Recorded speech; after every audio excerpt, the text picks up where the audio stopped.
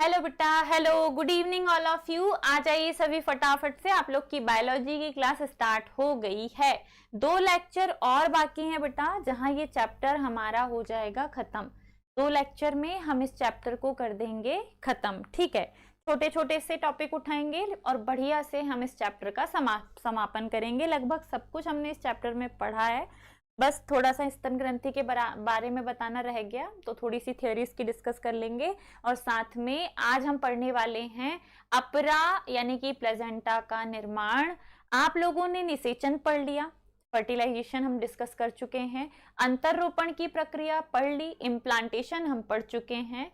तो fertilisation and implantation के बाद अब बारी आएगी प्रेगनेंसी कंटिन्यू करने की, सगर्भिता को पूरा करना, सगर्भिता, भ्रूणीय परिवर्धन, और साथ ही हम डिस्कस करेंगे किसके बारे में, अपरा के निर्माण के बारे में और इसके कार्यों के बारे में। ठीक है, तो ध्यान से, प्यार से, अच्छे से समझना, आपको अच्छे से एक एक चीज डिटेल में बताई जाएगी। और जो बच्चे हमारे, जो क्या सारे बच्चे पेड बैच वाले हैं यहाँ, तो क्योंकि अनलिस्टेड लिंक चल रही है जो सिर्फ उन्हीं बच्चों को दिखाई दे रही है जिन लोगों ने पेड बैच का सब्सक्रिप्शन लेके रखा है। तो आप लोगों को बेटा इस टॉपिक को समझना है। नोट्स आपको अलग से इस चैप्टर के मिल जाएंगे, उसकी लिंक आपको सर बता चुके हैं कि कहाँ से मिलेगी, कैसे आप अपने खुद के नोट्स बना सकते हो। और जैसे ही हमारे ऑफलाइन बैच में ये चैप्टर खत्म होगा, मैं हमारे अभी वाले बच्चों के न्यू नोट्स स्कैन करके उन्हें भी वेबसाइट पे अपलोड करवा दूंगी सर से, ठीक है। देन आप उन्हें कॉपी भी कर पाएंगे। तो चलिए समझते हैं प्रेगनेंसी के बारे में, सगर्भिता के बारे में, भ्रूणीय परिवर्धन के बारे में और अपरा के निर्माण के बारे में। इसे समझने के पहले ध्यान से समझिएगा, हमने पढ़ा था बच्चा निषेचन और अंतररोपण। पहले थोड़ा सा इसे डिस्कस कर लें, पुराना भूल गए होंगे, एक दिन का गैप होता है तुम लोग सब भूल जाते हो। तो निषेचन और अंतररोपण, जिसे हम कहते हैं फर्टिलाइजेशन एंड इम्प्लांटेशन, इस प्रक्रिया में हो क्या रहा है कि ये माँ का गर्भाशय है और गर्भाशय में क्या हो रहा है बेटा, गर्भाशय में ये है माँ का गर्भाशय, और गर्भाशय में ये एंडोमेट्रियम और ये योनि मार्ग, और ये है बच्चा फैलोपियन ट्यूब से जुड़ी हुई है fimbria, ovary, fallopian tube, sorry ovary. Done. जो एंडोमेट्रियम है वो रक्त कोशिकाओं का बना हुआ है। इसका मतलब ये हुआ कि भैया ये ब्लड सेल्स का बना हुआ है। काय का बना? रक्त कोशिकाओं का, ब्लड सेल्स। बार बार बनाने का रीजन ये होता है ताकि तुम आए कि ये स्ट्रक्चर वास्तव में है कैसा।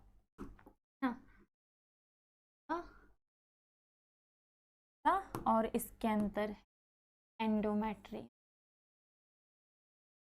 ठीक है, आप लोगों ने समझा है मेरे से कि जब फर्टिलाइजेशन होता है तो उस समय ओवरी से एक अंडाणु निकला और ये तुम्बिका क्षेत्र में पहुंचा। योनि मार्ग से वीर्य सेचन की प्रक्रिया के द्वारा शुक्राणु स्त्री जनन पथ गर्भाशय से होते हुए फैलोपियन ट्यूब है और तुम्बिका क्षेत्र में हो जाता है इन दोनों का मिलन, जहां पे अंडाणु और शुक्राणु मिल रहे हैं। अंडाणु और शुक्राणु मिलकर N+N 2N बन जाते हैं, हो जाता है बच्चा निषेचन और बन जाता है युग्मनज, जिसे हम जाइगोट कहते हैं। क्या कहते हैं बच्चा? जाइगोट कहते हैं। ठीक है, यहां तक समझ गए। देखिए, आपने ये समझ लिया कि निषेचन कैसे हुआ है। अब निषेचन के बाद बेटा, निषेचन के बाद होती है अंकर वाली प्रक्रिया, जिसे हम कहते हैं अंतररोपण। अब ये अंतररोपण कैसे होता है, तो आपने पढ़ा है कि युग्मनज लगातार समसूत्री विभाजन करके 1 से 2, 2 से 4, 4 से 8, 8 से 16 से 32 कोशिकीय अवस्था वाले भ्रूण की रचना करता है। 2, 4, 8, 16 कोशिकीय अवस्था वाले भ्रूण को एक साथ कोरक खंड कहते हैं। This called blastomeres. कोरक खंड हम इन्हें कहते हैं बच्चा ब्लास्टोमियर्स, ठीक है। एंड ये जो प्रोसेस हम पढ़ रहे हैं that is fertilisation and implantation. Fertilisation and implantation, done, ठीक है, समझ गए यहाँ तक। अब आपको क्या करना है कि ये जो प्रोसेस हुई है कि कोरक खंड का निर्माण हुआ है, कोरक खंड के बाद अब आपने बोला कि जो 8 से 16 कोशिकीय अवस्था वाला भ्रूण है हम इसे कह रहे हैं मोरूला और हिंदी में इसे कहते हैं बच्चा तूतक।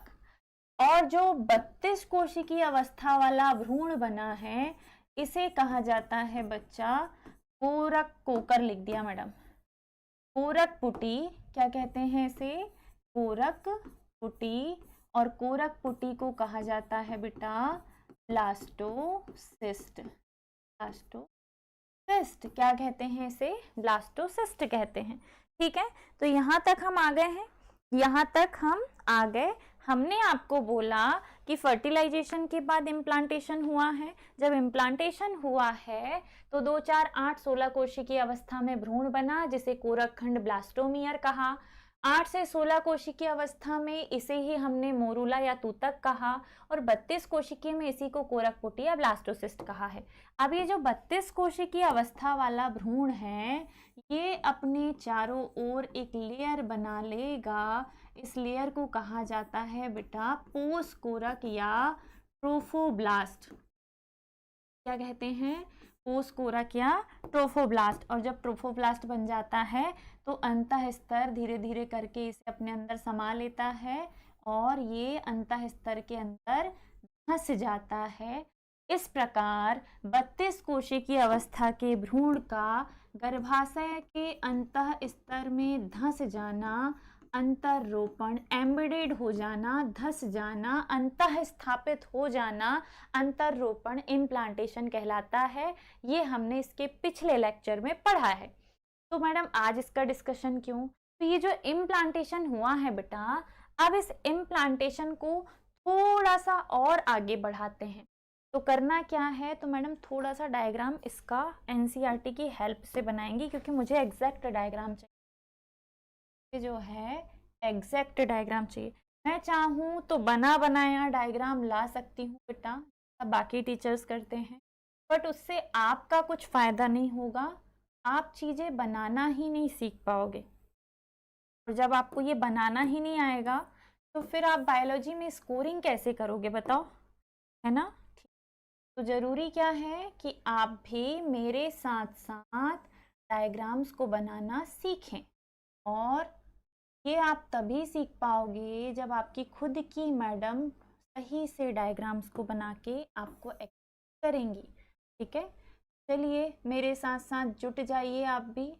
आपको करना क्या है? आपको करना ये है कि आपको भी बढ़िया सा डायग्राम, इस डायग्राम की खास बात ये है कि हम ये बना रहे हैं उस समय जब प्रेगनेंसी कंटिन्यू हो रही है।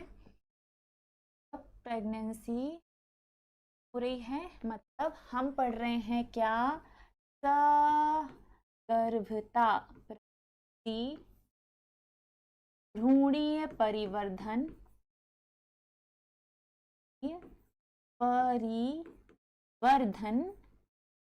या अपरा का निर्माण, अपरा का निर्माण। तो ये जो आपने डायग्राम बनाया है बेटा ये है गर्भाशय का, ठीक है। ये किसका डायग्राम है? गर्भाशय का। अब इस डायग्राम में होता क्या है कि इसमें बहुत सारी लेयर्स हैं, बहुत सारी लेयर स्पॉन्जी ऊतक से, बहुत सारे स्पॉन्ज, एंडोमेट्रियम, बहुत सारे, क्योंकि अंदर का जो स्तर मध्य स्तर होता है ना वो पेशी कोशिकाओं का बना होता है, पेशी ऊतकों का। ये बन गया मायोमेट्रियम। अब इसके अंदर जो अंतः स्तर में भ्रूण धस गया था वो धीरे धीरे करके बेटा बीचों बीच में आ जाएगा। ये जो आया है बेटा बीच में भ्रूण, इस भ्रूण को चारों तरफ से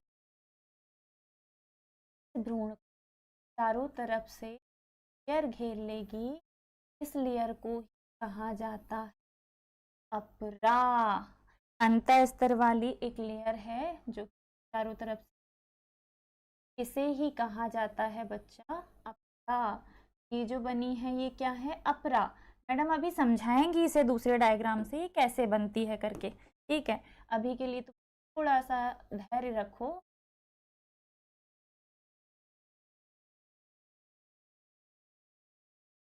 जैसे रेशोनुमा संरचना निकालो। ये गर्भाशय और माँ के अंतः स्तर के बीच अतरंग संबंध है जिन्हें हम कोरियोनिक विलाई बोलेंगे। क्या बोलेंगे बेटा? आपको ऐसे ही बनाने हैं, ठीक है। ये जो डायग्राम मैंने कंप्लीटली बनाया है ये है गर्भाशय के अंदर पल रहे शिशु और माँ के बीच बने अतरंग संबंध का डायग्राम, कि गर्भस्थ शिशु जब भ्रूणी अवस्था में है तो वो अपनी माँ से कैसे कनेक्शन स्थापित करेगा। अब अगर थोड़ा बहुत भी समझ में आ रहा हो तो प्लीज़ वीडियो को लाइक कर देना, और साथ ही अगर कोई नया बच्चा हमसे जुड़ना चाह रहा है तो आप उसे बैच के लिए थोड़ा भला हमारा भी हो जाएगा और थोड़ा उस बच्चे का भी हो जाएगा, कि उसे सही जगह से सही ज्ञान मिलने लग जाएगा, वो भटकेगा नहीं एमपी बोर्ड के एग्ज़ाम की प्रिपरेशन के लिए, ठीक है। ये डन, हमारा डायग्राम हो गया है कंप्लीट। अब इसे चारों तरफ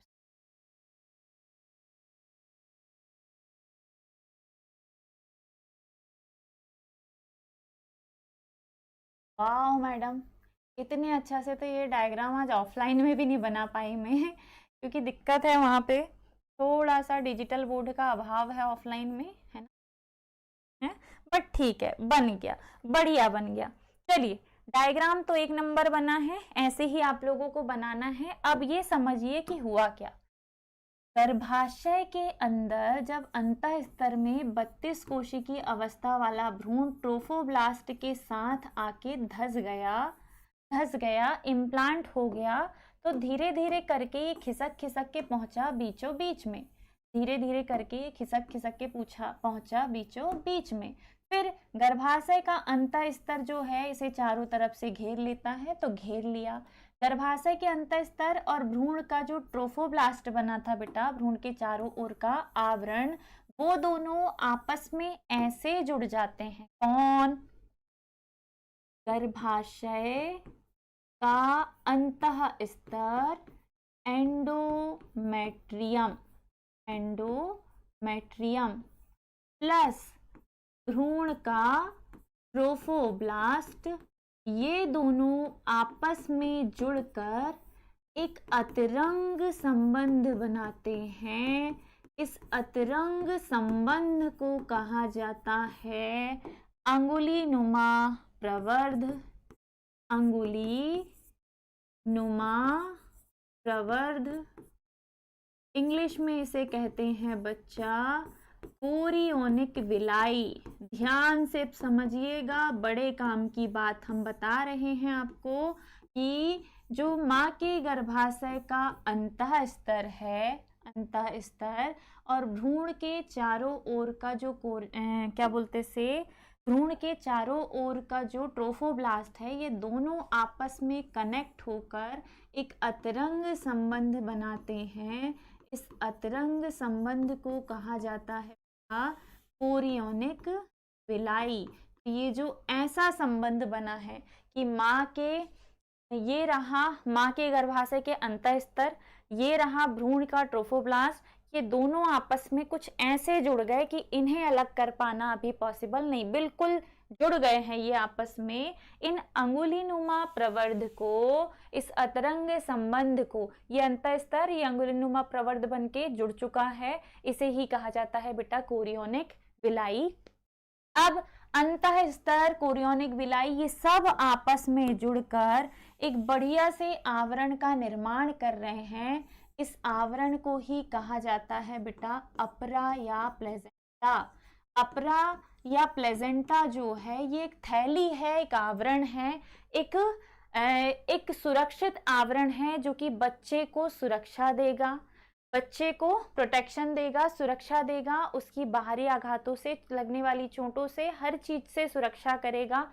साथ ही माँ के शरीर में जो रक्त कोशिकाएं हैं, इन रक्त कोशिकाओं का पोषण बच्चे तक जो पहुंचता है बेटा, वो एमनिकल कॉर्ड के द्वारा पहुंचता है। किसके द्वारा पहुंचता है? एमनिकल कॉर्ड। और एमनिकल कॉर्ड बच्चे की नाभि और अपरा के बीच जुड़ी होती है। एमनिकल कॉर्ड बच्चे की नाभि और अपरा के बीच जुड़ी होती है। ये जो अंदर पल रहा है ये है भ्रूण, ये है योनि मार्ग, ठीक है। ये पूरा है गर्भाशय, गर्भाशय के बीचों बीच में पल रहा है एक नवजात शिशु, एक गर्भस्थ शिशु जो कि अभी भ्रूणी अवस्था में है। जब भ्रूण का गर्भाशय के अंतःस्तर में अंतरोपण हो जाता है, उसके बाद धीरे धीरे करके भ्रूण गर्भाशय के बीचों बीच में आ जाता है। गर्भाशय का अंतःस्तर भ्रूण को चारों ओर से घेर लेता है। साथ ही भ्रूण के चारों ओर की जो लेयर है ट्रोफोब्लास्ट, वो और गर्भाशय के अंतःस्तर के बीच में एक अतरंग संबंध बन जाता है, अंगुलीनुमा प्रवर्ध बन जाते हैं। इन प्रवर्धों को कोरियोनिक विलाई कहते हैं। इस प्रकार गर्भाशय के अंतःस्तर और ट्रोफोब्लास्ट के मिलने से एक ऊतकीय संरचना का निर्माण होता है जिसे अपरा या प्लेजेंटा कहते हैं। अपरा वो सुरक्षित आवरण है जो माँ के रक्त से आच्छादित है। उसमें मातृ रक्त ऊतक भी होते हैं और मातृ रक्त कोशिकाएं भी होती हैं, जिनका काम है नए पल रहे भ्रूण को, नए पल रहे शिशु को पोषण प्रदान करना। ठीक है, इसका काम क्या है बच्चा? इस भ्रूण को पोषण प्रदान करना। और क्या काम है अपरा के? तो देखो, अब हम लिख रहे हैं अपरा के कार्य। पहले लिखवा देती हूं फिर समझा दूंगी। अपरा जो है भ्रूण को सुरक्षा देने का काम करती है, भ्रूण को सुरक्षा देने का काम करती है। अपरा अंतःस्रावी ग्रंथि का भी कार्य करती है, मतलब अंतःस्रावी ग्रंथि का भी कार्य करती है। इसका अर्थ ये हुआ कि अपरा से बहुत सारे हार्मोन्स निकलते हैं। कौन कौन से हार्मोन्स बेटा? इससे निकलता है HCG, जिसे कहा जाता है human chorionic gonadotropin.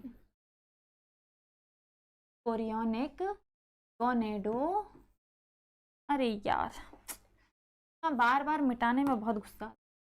Gonadotropin, human chorionic gonadotropin hormone. ठीक है, दूसरा हार्मोन निकलता है बेटा HPL, जिसका नाम है ह्यूमन प्लेजेंटल लैक्टोजन। इनके काम हम आगे पढ़ेंगे, आगे आपको धीरे धीरे पता चलेंगे। अभी तो सिर्फ ये देखो कि कुछ हार्मोन निकल रहे हैं। साथ में निकलता है बच्चा एस्ट्रोजन प्लस प्रोजेस्टेरॉन। तो ये चारों हार्मोन निकाल रही है कौन? अपरा। इसीलिए कहा जा रहा है कि अपरा जो है वो अंतःस्रावी ऊतक, अंतःस्रावी ग्रंथि की भांति कार्य करती है।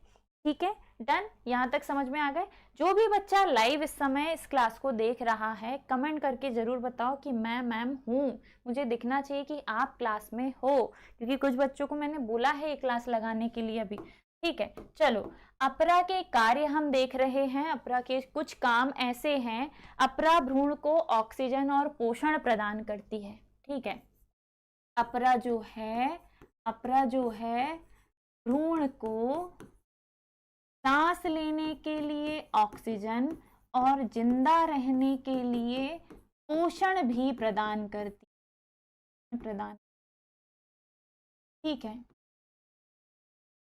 अपरा का काम है भ्रूण की सुरक्षा करना। तो भ्रूण को क्या बोलते से अपरा के माध्यम से ही, अपरा द्वारा ही माँ के शरीर के एंटीबॉडी, माँ के शरीर के एंटीबॉडी बच्चे तक पहुंचते हैं। बच्चे तक मतलब भ्रूणीय शिशु तक भ्रूणीय शिशु तक पहुंचते हैं, ताकि उसकी विभिन्न बीमारियों से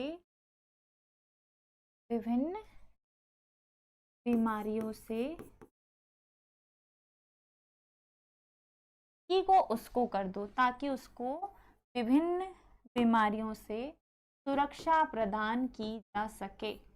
विभिन्न बीमारियों से सुरक्षा प्रदान की जा सके।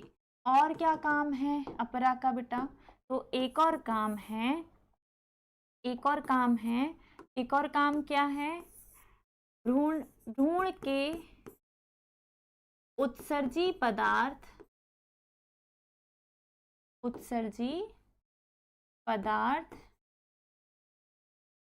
एम्निकल कॉर्ड के माध्यम से,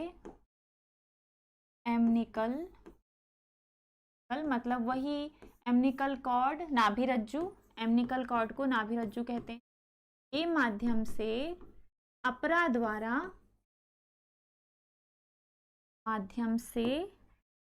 द्वारा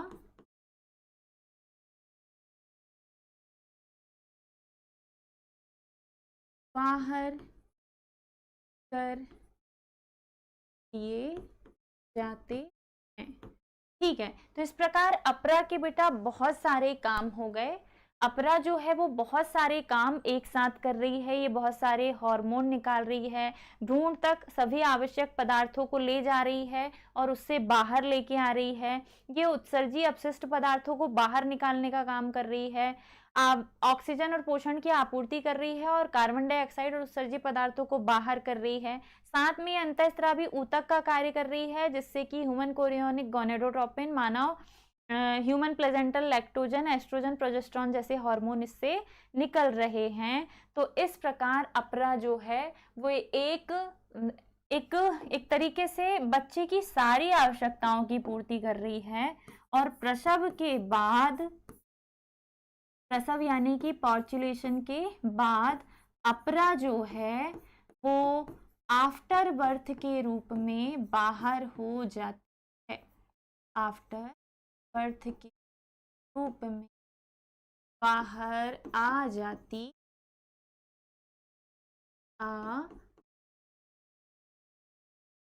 ठीक है, तो ये सबसे महत्वपूर्ण रोल हो गया। आफ्टर बर्थ के बाहर आ जाती है अपरा जो है वो प्रसव के बाद आफ्टर बर्थ के रूप में बाहर आ जाती है। तो इस प्रकार से बेटा अपरा के बहुत सारे अलग अलग रोल है। हमारा जो टॉपिक है वो है सगर्भता, भ्रूणीय परिवर्धन, अपरा का निर्माण। तो जब भ्रूणीय परिवर्धन हुआ तो जो गर्भाशय के अंतः स्तर में धसा हुआ भ्रूण था वो धीरे धीरे करके गर्भाशय के बीच में पहुंच गया।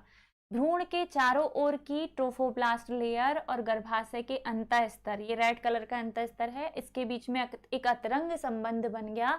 इस अतरंग संबंध को हमने नाम दिया कोरियोनिक बिलाई और इस पूरे आवरण को एक साथ नाम दिया गया है अपरा या प्लेजेंटा। अपरा या प्लेजेंटा से एक नाभि रज्जु जुड़ा हुआ होता है जो भ्रूण की नाभि में कनेक्ट होता है जाकर। इस नाभि रज्जु का काम है भ्रूण की सभी आवश्यकताओं की पूर्ति करना और भ्रूण के सारे उत्सर्जी पदार्थों को इसके शरीर से बाहर पहुंचाना मां के शरीर के माध्यम से। ठीक है, एम्निकल कॉर्ड यहाँ जुड़ी हुई है और भ्रूण जो है, गर्भस्थ शिशु जो है वो अपरा के अंदर एक लिक्विड में तैर रहा है। इस लिक्विड को कहा जाता है एमनियोटिक द्रव। ठीक है, इस लिक्विड को कहते हैं एमनियोटिक द्रव। डन, यहां तक हो गया। ये जो गर्भाशय में अपरा, गर्भाशय में अपरा और भ्रूणीय परिवर्धन, इसका डायग्राम हमने बनाया है कि क्या क्या चेंजेस हो रहे हैं, भ्रूणीय परिवर्धन कैसे हो रहा है, अपरा का डायग्राम कैसा है, ये हमने बनाया। फिर हमने लिखा है अपरा के कार्य, भ्रूण को सुरक्षा देना, ठीक है, भ्रूण को सुरक्षा देना, भ्रूण सुरक्षा, भ्रूण को सुरक्षा प्रदान करना, भ्रूण को सुरक्षा प्रदान करना। साथ ही अपरा जो है वो अपरा यानी कि प्लेजेंटा बेटा, अपरा का मतलब प्लेजेंटा, अपरा जो है वो अंतःस्रावी ग्रंथि की भांति काम कर रही है, ये अलग अलग प्रकार के हार्मोन्स का सीक्रेशन कर रही है।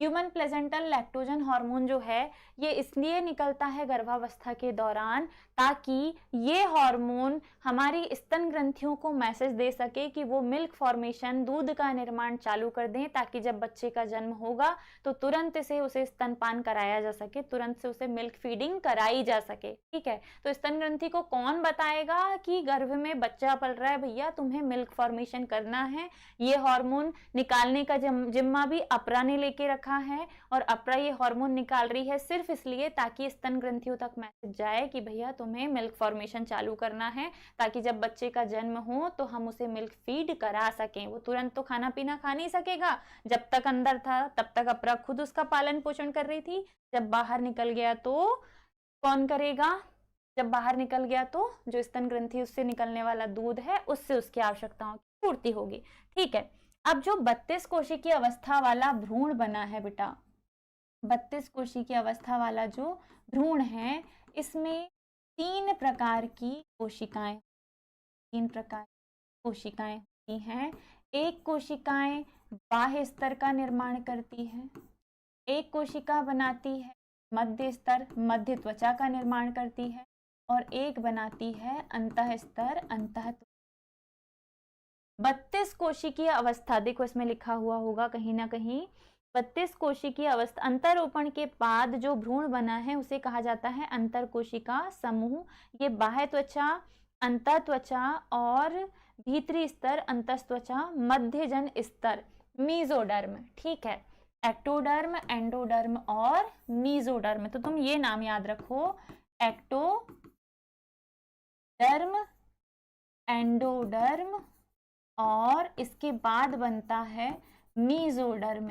तीनों में बन जाता है ये 32 कोशिकीय अवस्था वाला जो कोशिकाओं का समूह है।